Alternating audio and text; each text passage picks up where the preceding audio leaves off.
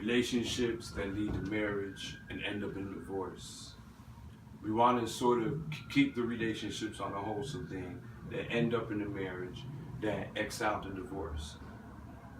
A lot of the socialistic and the worldly values that we see today have caused us to have the wrong morals in a relationship that get us excited to be a part of a marriage that end up in a divorce. A lot with the women's right movements and we can be independent in life have led a lot to women actually mothering and fathering and becoming single mothers. A lot of men, out of the attributes of not actually being a man, has left these women as singles mothers and ended up in divorce. And when you have a lot of worldly views and a lot of worldly ways inside of your relationship, on top of every other aspect and preservative that comes along with it, you don't have a foundation whatsoever. There are a lot of people who think I have a family-orientated life. Everything that I do in life has to involve my family. They have to tell their family everything. Every day is a family reunion. Every weekend is a family gathering. So with that being said, they have to drag along somebody that they're in a relationship with around their family, thus telling them, you know what, if my family doesn't accept you, I can't accept you. They need an approval from their friends or socialistic group when it comes to their relationship. You are no longer who you are once you have to have an acceptance of your family, a bird or your friends. A bird leaves the nest to go off and start on its own. It doesn't drag all of the hatchlings and the mother with it. Let's make that first clear. Let's make it first clear that you have to know yourself and be spiritually in tune.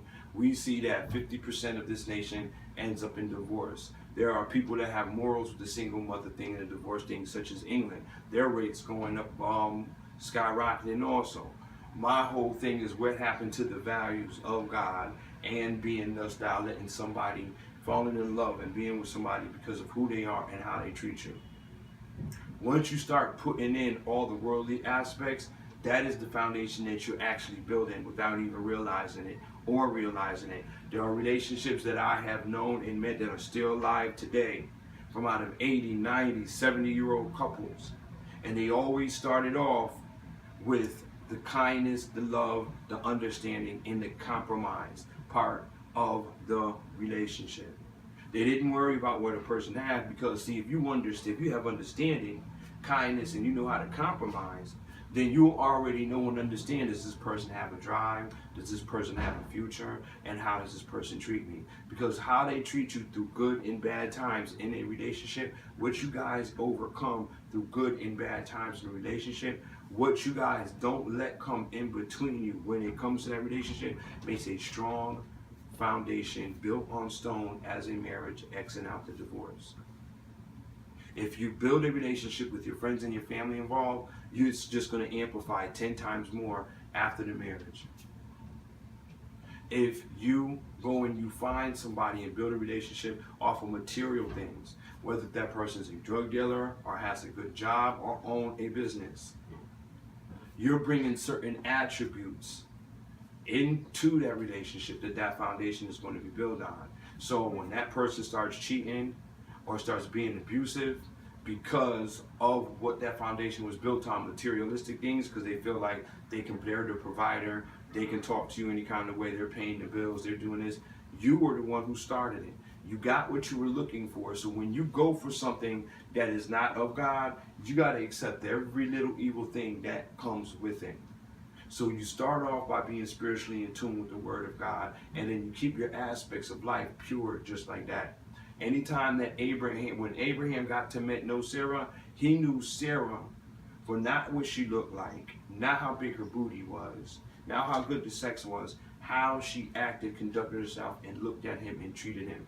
Even if your significant other makes a mistake, you have to come to an understanding and a compromise within both of each other that you can wake up the next morning with the problem solved. Never go to sleep with a problem. You have to learn that their opposites do attract, because that's what makes even a strong relationship. Hey, that person likes yellow, I like green. They like mustard, I like ketchup. But we learn how to work together and come to a compromise and an understanding with these things. So now it makes us stronger because we defeated a problem with a solution. Because every problem has an answer and a solution. Learn to come with a compromise and an understanding and equal out love in a relationship. I've seen other couples that are 80 years old. The guy was making 2 cents an hour at the newsstand. The lady had a government job. But he treated her so nice. She didn't like the snobbish, stuck-up type because they treated her a certain kind of way.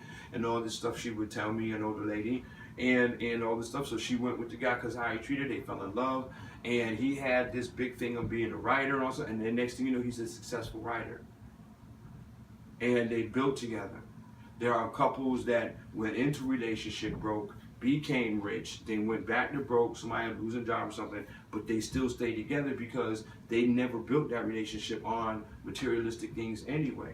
Nowadays, people are looking for the status, what they wear, they're looking for the numbers on their paycheck, what kind of job they have, so they can brag and boast. They're so worried of the vanity of the relationship that once that vanity disappears, or that excitement, or that sexual drive, whatever those adjectives and preservatives that was brought into that relationship to lead into a marriage, once those things give away, because it was never built on anything strong, it falls apart, ends up in divorce. You have to go in with a positive aspect that not every book on the outside has something good on the inside, and not every ugly book on the outside has something bad on the inside. Socialistic values, TV commercials, the God has been put out of the country, all right, immorality of people, of women marrying women, men marrying men, has been put into play that people don't even carry the same human values within themselves for what your creation is. If a woman argues with you, man, and says something, you take it, put up with it, try to come to an understanding, compromise, so that way the next day is a new day. The next hour is the next hour. It's all brand new. Because once you overcome one problem, that problem's solved. That compromise, and that makes you stronger. The things you overcome in life, in a relationship as one, without family involved, without your friends involved, without trying to meet a certain situation, without trying to get your hair done, your nails done, so that way you can press everybody else but the person that you're with. Once you get all of those worldly things out of what you want with your significant other, then you cannot be defeated. Then you shall not ever see a certificate of divorce. And the word states that you're only supposed to divorce your significant other if it's only unless it's a immorality, a sexual immorality. That should never even happen. Because there was no sexual immorality starting off in the relationship. What the heck is you trying to start it off for now? Nobody changes after marriage unless somebody stops doing something that they used to do in a relationship. Your desires should be enough desires to know that this is something that I can be with. These are the characteristics that I can carry, that my husband or wife can carry, that are going to make us have a successful marriage until death do us part.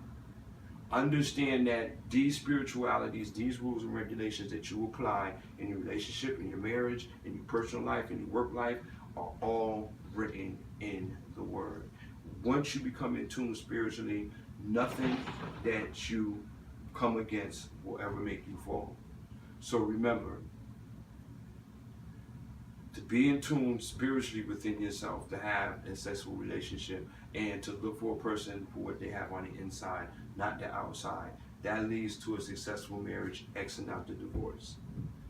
50% of this country ends up in divorce over materialistic things, over income values.